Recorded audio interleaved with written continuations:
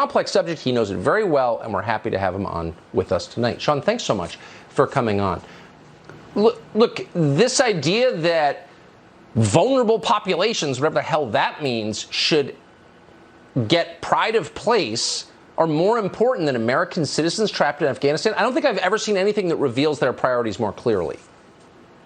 Yeah, first of all, thanks for having me, Tucker. And if you want to help save this country, go to parnellforsenate.com. So look, we should not have a single conversation about what happens with refugees in Afghanistan until we evacuate American citizens first. That should be our number one priority. The situation is urgent, and we have to get our people out of there before the Taliban takes us hostage. Look, Tucker, I was in Afghanistan for 485 days, 85% casualty rate in my platoon. Some of my men were wounded twice. We worked with an Afghan interpreter for over a year. He was on every mission with us. He was on every fight with us. And one day we got tasked with an observation post to watch info routes from Pakistan into Afghanistan. My platoon that day rolled up onto the hill. We wondered why the Afghan villagers all around that hilltop were watching the platoon. Rolled up onto the hill. One of my trucks hit a plastic Italian TC-6 anti-tank mine. It wounded 4 of my soldiers seriously and killed somebody in my platoon.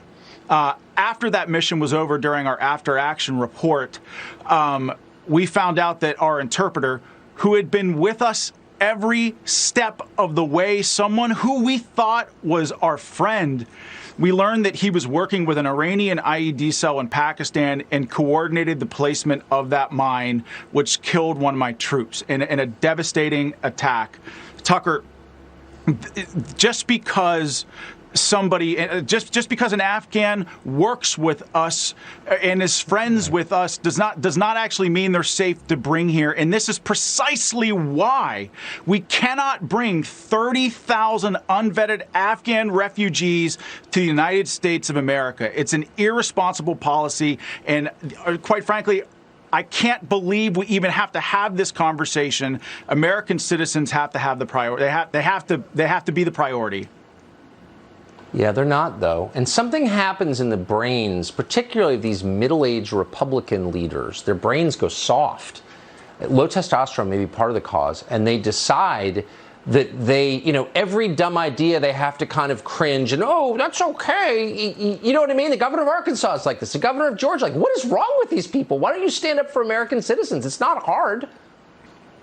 What I can't wrap my mind around, Tucker, is that we have talking heads, media personalities, and politicians trotting out 20-year-old foreign policy arguments. The idea that we have to fight them there to keep from fighting us here. What happens in Afghanistan doesn't stay in Afghanistan. Tucker, these are not foreign policy arguments.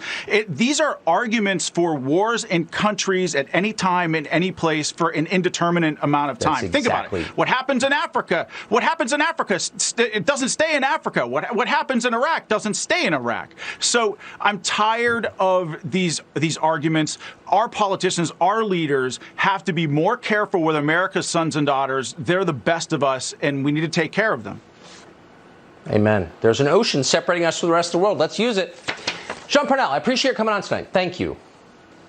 Thanks, Tucker. So one thing we learned over the weekend as Kabul fell to the Taliban is that